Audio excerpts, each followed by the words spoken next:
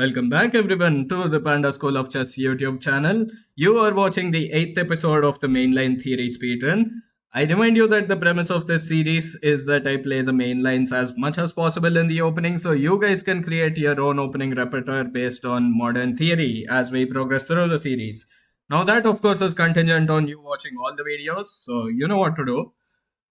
Before we begin today, I will briefly mention here that I now have my own chess academy and high quality online coaching is now available to you for a very affordable price actually. So if you're interested in that, then feel free to contact us on the email ID that you see on the screen right now. More on this at the end of the video, however. For now, I'll seek a game online and yeah, let's see what we get today. Now you might notice that we are progressing really fast through these early stages of the series, and that really is by design. I do want to get through these beginner stages quite quickly so we can start talking about more main lines basically in the opening. We have the black pieces against a 1000 rated opponent from India, so good luck to my opponent. Our first pawn to d4 of the series, so I'm happy to play against pawn to d4 here. And our first London system as well. All right, so let me just update the opponent's username and rating here on the overlay, and we shall be right back. All right, now that I've done that, let's start talking about the London system. Now, here is the thing. There is no one main line in the London system, so to speak. And the move pawn to c5 here is Daniel Naroditsky's recommendation. Pawn to d5 is sometimes what you will see at the highest level. d6 is one of the other main lines. So what you play against the London systems should largely be determined by what you play against the moves d4 and c4. And because we are King's Indian players for the purpose of this series, what I'm going to do here is actually continue with the King's Indian setup. Against the London system, it really doesn't matter which setup you choose. It just matters that you should know the setup that you chose really well. And the King's Indian setup in particular is really good against the London system. As you can see, I suppose I haven't really explained what the King's Indian setup is. I will get to that for people who don't know. But against the London system, it is really effective. So the King's Indian setup in particular is this type of a formation with the knight on f6 and the bishop on g7. We are going to quickly develop our kingside and castle kingside. It is characterized by two very important central pawn strikes. One is the move pawn to e5 and the other is the move pawn to c5. So we are banking on essentially giving our opponent the center. I mean, if my opponent decided to play c4, knight, c3 and e4, we were going to just give up the center. And our main idea is going to be to strike back at the center with one of these two pawn breaks. So that is the gist of the King's Indian in the opening. Now, the King's Indian is a very, very combative opening. It has a lot of theory associated to it. So we will talk about a lot of these details very soon in today's video as well. Now, what is a solid way, a very aggressive way, maybe you might call it, of playing against the London system when you're playing a King's Indian setup?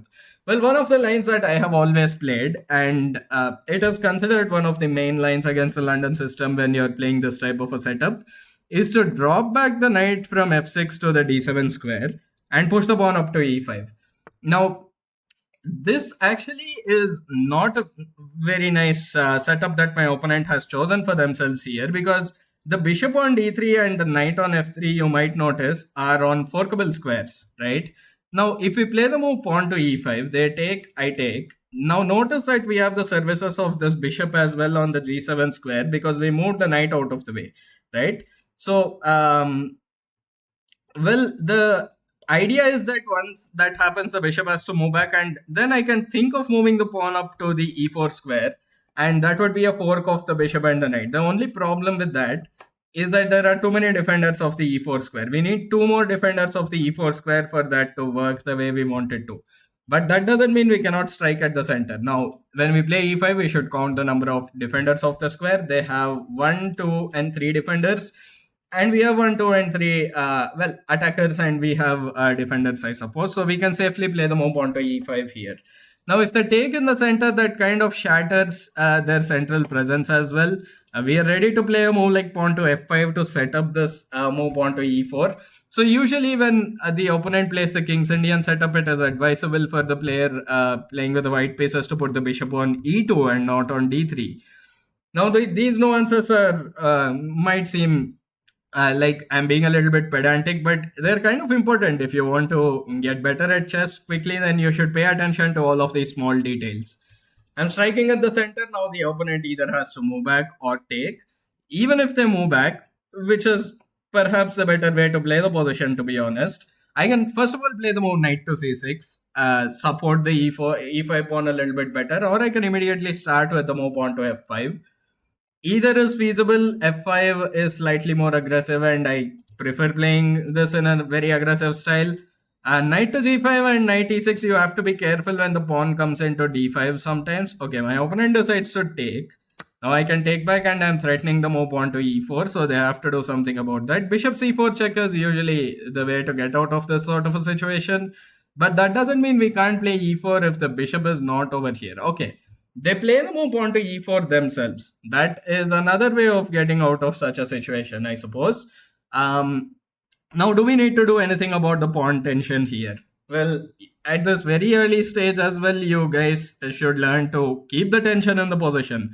A lot of times it is much more beneficial to hold the position as it is in the center, not do anything. Like, it is very tempting to play f4 if you're a King's Indian player and know the typical ideas. But f4 here is a little premature. We do not know if in the future we might want to take on e4 and open up the f file, right? So I'm going to remain very flexible here in the opening. I'm simply going to continue my development with knight to c6. And yeah, that is how I want to play this position. Maybe on the next move, I might want to play pawn to f4 if they castle king side, but we'll cross the bridge once we get there. All right, so bishop c4 check, not a very scary move at all. Now, well, I say that, but we should be very careful about knight g5 and knight f7. The only problem for my opponent is that after I play king h8, knight g5 is not even available because, the queen covers the g5 square. Let's just move out of the way. And I can also now move the knight to b6 to attack this bishop. Okay, so they decide to release the tension in the center, which I don't know if that is a very good situation for them now, because I have full control of the center here. I can always play knight to b6 as well, attack the bishop if they trade queens. Well, I suppose I'm happy with that type of a transformation. The pawn is still adequately defended. I can also play a6, b5 and play bishop b7. The bishop is quite a strong piece. I can also consider e4 in this position because, I mean, I don't see too many good squares for the knight. The knight doesn't have this square because this, right? So anywhere here the knight is lost. Anywhere here the knight is lost. So the knight just has to go back. Now that does open, open up this bishop towards our pawn, but I can always play knight e5. Actually, that looks really promising. Let's play the move pawn to e4. Let us not miss this opportunity where we can kick one of white's pieces off to the second rank once again, from where it struggles to find a good home, I suppose. If knight to b3, then the bishop stands risk of getting immediately attacked. That just loses the knight. That just loses the knight. Okay, so that's a little unfortunate that the game kind of took that turn. I did not expect my opponent to miss that.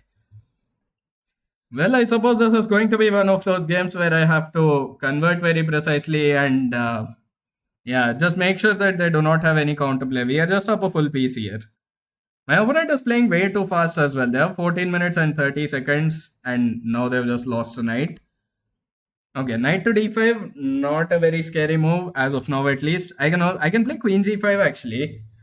Knight takes c7, knight f3, and they are in quite some trouble, right? King h1 here. Here, bishop e5, I suppose. I can also play knight e5 in this position because takes there is knight f3, which wins the queen. Actually, that seems... Let's think about it. Let's think about what is the most accurate way to play here. So there are a few candidate moves. The first one is queen to g5, knight takes c7, knight f3 check. The pawn is pinned. I can't take with the queen because I'll just take the queen. King h1. Knight takes h2. King takes h2. Bishop e5 check, which at least wins the knight on c7. But let us say king h1. I mean, I suppose I'm very happy after I just take back on the c7 square, I suppose. So queen g5 is working.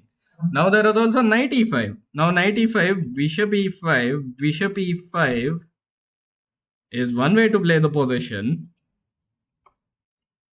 I see a lot of attacking potential here, so I do want to be accurate. Now knight e5, let us say they just move back with the bishop. Then what I'm looking at in this position is playing knight f3 check anyways. And after g takes f3, knight takes f3 check, king h1, queen h4. I'm trying to see if there is any defense that my opponent can find in such a position. They can try rook g1, but I can first play knight takes h2, king takes h2, bishop e5 check, king h1, queen takes h3 mate in that particular position. And knight e5 is also a very tricky move order because it also sets the trap of queen takes d4 and knight f3, which wins the queen for two knights, which is obviously a very good trade. Here, now let us calculate just bishop takes e5. Bishop takes e5, I'm fine in that position. I can always play c6 to kick this knight out, I suppose. The bishop also protects the knight. Yeah, let's play the move knight to e5. Now notice how I spent 2 minutes and 27 seconds there calculating a lot of different possibilities. Knight f4 was not even one of them. Great. Okay, how are we dealing with this? Well, they do not have any threat really. So I can think of all sorts of attacking ideas. Queen to g5 is the first thing that comes to mind really. Queen g5 setting up knight f3. King h1, knight takes h2, king there, then the other knight comes in, I suppose. Here, bishop e5. No, there's bishop e5 in between move, right? So queen g5, they still can't take, by the way, because now the check and I just take with the knight. They can't even take this knight, which is kind of a problem for them. Queen g5, do they have any sort of infiltration? I don't think so. Queen h5, I mean, sure. There I have this. Here. Knight takes h2. Knight takes g7. Knight takes f1. And I'm winning. Let's go queen g5. I'm very happy with those calculations there. This still cannot be played because of knight f3. And yeah, just not giving my opponent any possibilities for counterplay, winning a pawn as of now. What was my plan if my opponent just plays king h1, for example? Okay, knight f3 check is something that I'm going to play without thinking too much, I suppose. Here,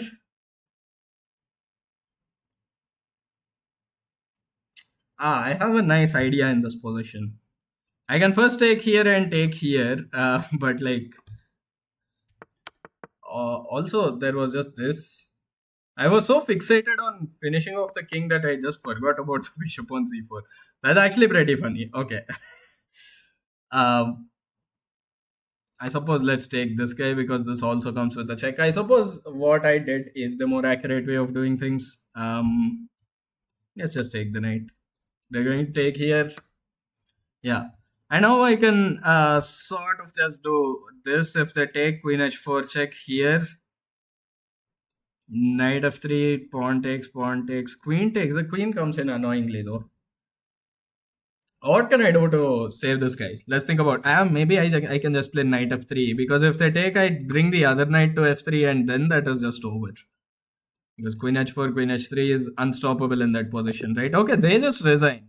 They don't even wait for me to look for the win here. I was going to play knight f3. Alright, that was a decent game, except for the fact that I kind of forgot that the bishop on c4 was hanging. That is the classic case of tunnel vision from me, but I suppose that's fine. Nice game, a nice advertisement for this line against the London system, I suppose. We are going to pull up the analysis board. This is going to be quite some fun. Be right back, you all. Alright, so Yeah, I pulled up the analysis board. Let's take a look at what happened in the game. D4 knight f6. Now, I will say that in the series, when my opponent plays c4, which is considered the main line after d4, the d and the c pawns go together, right? In this position, I will be playing the King's Indian defense. And you might recognize this from the slow chess guide as well. I was playing this. The only difference is that in this position, I was playing the move knight b d7. Here in the series, well, after castles bishop e2, I was playing knight b d7 in the slow chess guide. But here in this series, since this is a main line theory series, I will be playing the move pawn to e5 right away. But that isn't the point of today's video. We are talking about the London system today. Now, I'm not sure if this is what I want to stick with as far as the London system goes. You might want to learn this as well, because what happens is that the main line here, of course, is the move pawn to d5, and after something like knight f3 or pawn to e3, it is to play the move pawn to c5. So this is what is considered the proper main line and the best variation to play objectively against the London system.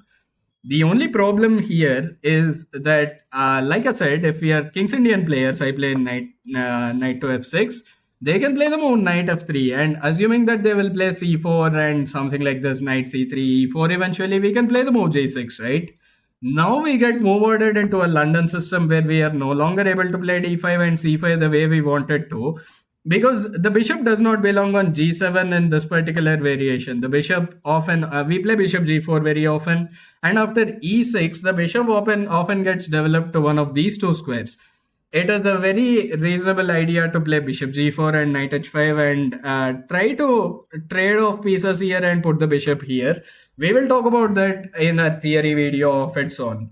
For now, let us look at the move pawn to g6, because it is very easy to get move ordered into this. I hope you guys are following what I'm saying. If you think I'm going too fast, you're a beginner and are unable to follow, then let me know in the comments. I would be very happy to slow down for you. Now, if this is the case, well, after bishop f4, we will have to go into the move bishop g7. They're going to play e3 and all of this stuff, right? Now, you will see something very similar happen in the game, except that my opponent, instead of playing knight f3, played the move bishop d3. So there is a rule which says knights before bishops, right? And what you see in the London system is usually going to be something like this.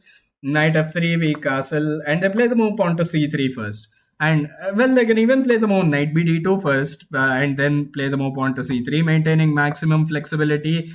Here, bishop e2 is what is the choice of experienced London system players against this type of a King's Indian setup.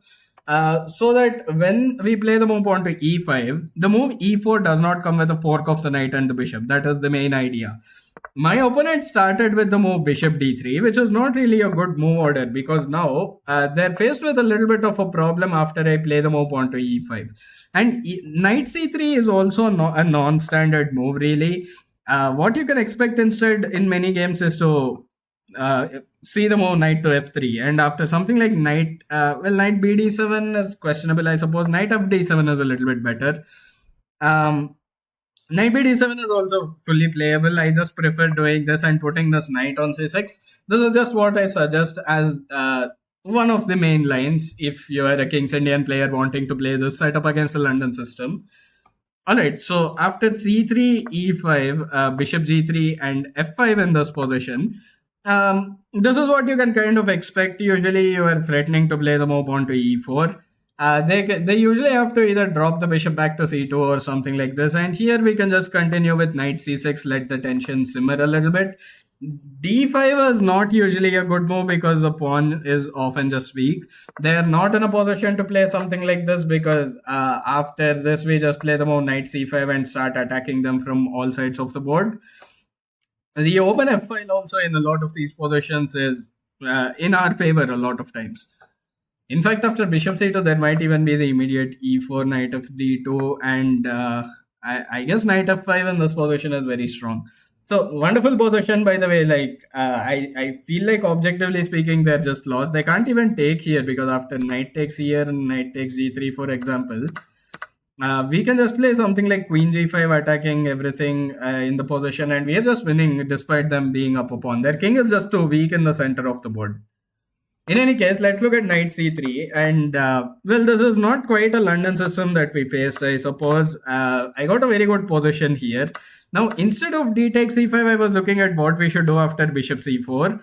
I'm convinced that after something like king h8 and a trade in the center, perhaps castles, knight c6, we would have gotten a position very similar to the game in any case. Queen e2, and we can play e4 and knight d4, knight d5. The game continues, of course, at rook a d8 perhaps. You can play queen g5, and there are some nice attacking possibilities with f4 or knight f3 as well. They have to be very careful, by the way, because if they play a move like a4 and are careless in those positions, they get hit with something like this. And while you can pick up the pawn, it is better to probably take here and go like queen h6 or something. Maybe even just bishop d7 is very good. Bringing the rook to the center of the board and trying to push f4, f3. Very strong play here by the black pieces that you can get. Trade in the center happened at e4. So this is something you will see very commonly whenever the London system player has to deal with a fork on the e4 square. This is often how they respond. It is not particularly good. Now I could have played f4 right away, but I decided to keep flexibility with knight to c6. And here in this position, they decided to play bishop c4 check king h8 and take on the f5 square. Now here they could have decided to castle, at which point I would have certainly played the move f4. And you can see here that we have a lot of attacking possibilities with g5 and g4. Maybe I'll show you a few ideas here. Here actually I think knight d4 is a strong move. If the trade happens, well, now the knight has to go back, and if they go back like this, you can attack the bishop. Bishop b3, you can play this very, very aggressively, something like this. If they play knight g3, you have a big attack brewing. I think they're just lost in a position like this, right? You can imagine, like, since queen h3 is coming, if they go here, you can imagine a very big attack coming towards their king side. So knight d4 is just something to keep in mind. D3, f3, all of these ideas. We push the pawn up to f4 for a reason, right? We might as well go f3. E takes f5, g takes f5 in the game, however, castles, and we played the move on to e4. Knight to d4 is just a blunder. I do not understand why my opponent played this move, but even after something like this, knight d e5, I think we are much better in the position. Something like bishop b3. I was considering a move like queen g5 or queen h4 in the game. I think queen h4 is good. I think this is what I would have decided to play in the game. The idea is just to put the queen on h6. And the queen on h6 is actually really well placed, ready to attack the king at a moment's notice. And if they try to challenge your center with something like pawn to f3, which is very common in these positions, they run into quite some trouble actually here. And you can see right now, there's bishop takes h3 as well and knight d4. This is just completely lost, right? King h1, you can play rook a d8, and you can actually slow play this position down 2 points of material. Like, you've given up a bishop for a single pawn and you're still completely fine. That is astounding. Alright, and black is just completely crushing here. I hope you guys understand how bad it is for white in this position. Okay, so knight d4 just blundered the piece, and from here on out, I mean, these types of positions, now I am sure to get comments under this video which say that, you know, I'm a beginner, I'm a 1000 rated player. Why do my opponents not blunder like this? Why do my opponents not give up their pieces? Well, what is most likely going to happen is that they are actually going to blunder their pieces. Only that the conversion phase is often very scuffed in beginner games. You are going to play something like this and allow knight c7 very often. And here it just gets complicated, right? You have to take care of business here. Now, of course, queen g5, I'm sure, is still winning. If something like this, knight f3 check, king h1, and knight takes h2, I'm sure is still completely just winning in this position. In fact, I'll show you a line here which is actually quite funny. Here the king has to go to h1, queen f4, there is no defense against queen h2 mate.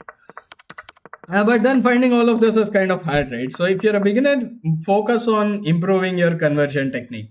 Notice that there is a problem here, right, on the c7 square. So I just thought of the move knight e5. Then I realized that it is actually possible tactically, because if they play queen takes d4, knight f3 check is a discovered attack on the queen, which wins the game. So discovered attack. Tactics are in general what you should really try to train as a beginner or an early intermediate player. So knight e5. knight f4 and queen g5. Now, I did realize in the game that the bishop was hanging. Well, a move after it. The thing is, I was so fixated on the move queen g5 that I decided to play it. It turns out that the engine thinks that this is much better than actually taking the bishop at a high depth. So that's actually pretty funny. I thought I just missed that the bishop was hanging. But queen g5 is actually a much better move. And here, I mean, this is completely lost. In fact, I'll show you guys a variation here. So after bishop takes e6, of course, I wasn't even thinking of knight takes f1 during the game, which is correct instinct. You should just be going for the checkmate here. If this, I mean, I suppose knight takes f3 and knight takes g1 is fully sufficient to just win the game. But even more accurate than knight takes f3 would have been queen h5, which would have led to immediate checkmate. I'm threatening this, of course. If they try to take and do something like this, queen takes h3 is checkmate right away. After king g1, okay, there is actually a detail here. You can play rook g8 because if bishop takes g8, you take with the other rook. We don't care about the exchange anymore because the discovered check is incoming. f4 perhaps trying to make space for the king, but now I mean we cover the f2 square. Bishop d4 is coming. They can get rid of the knight even, but bishop d4 is just a double check and mate because this covers all the squares here. That was actually quite an interesting game. The opponent kind of fell apart on their own, but that is something you'll see in these types of games, right? At this level, especially if you put a little bit of pressure or take them out of their comfort zone. Blunders like this knight d4 move are still very prevalent. You're going to see this all the way up to 15, 1600 even. So we are going to see a lot of blunders like this. That's what, and you should be ready to take advantage of them in a very accurate way. Knight e5 is something that one of those moves that if you find immediately, it's going to be really good. Well, for example, after this, what do we calculate here? After bishop takes e5, bishop takes e5 is really good for us. I think the best that they can do is actually queen takes f4 and just surrender to this type of a situation. Well, perhaps take the knight actually. And then bishop takes d4. Because at least here they're getting two pieces for the queen. This is still completely and utterly lost because queen g5 and rook g8. Something is going to give in this position. If you take, in fact, we can even play something like f takes e4 and this is coming. In any case, so like I said, the point I'm trying to make is that you have to be accurate in your conversion, and then you're going to find that blunders like this are very much there in your games. You just don't find them very often. All right, so that will be it for today's video, guys. If you enjoyed the video, then do drop a like on the video, share the video with your friends who might also enjoy the video, or if you want your friends to get into chess, maybe this channel is a perfect way to get them into chess. Subscribe to the channel, it really does help me out. Now, before we conclude, I would like to speak a little bit about my coaching academy. Now, if you're serious about improving at chess, then that is where the Panda School of Chess comes in. We offer personalized online coaching for players of all levels for a very affordable price. In my training program, I will work closely with you to develop an opening repertoire for you, work on your calculation skills and combinational vision, one of the most important parts of chess improvement. We shall work on improving the fundamentals of positional play and strategic thinking. We shall work on understanding endgame play more deeply, and so much more, really. I have experience now working with players of all strengths. I have taught complete beginners all the way to 2000 plus FIDE rated players. And I would also love to work with those of you watching this video who would wish to take their chess improvement very seriously. Well, with that, I conclude the video. Thank you for watching, everyone. And goodbye. I hope you all have a great day. I'll see you all in the next video.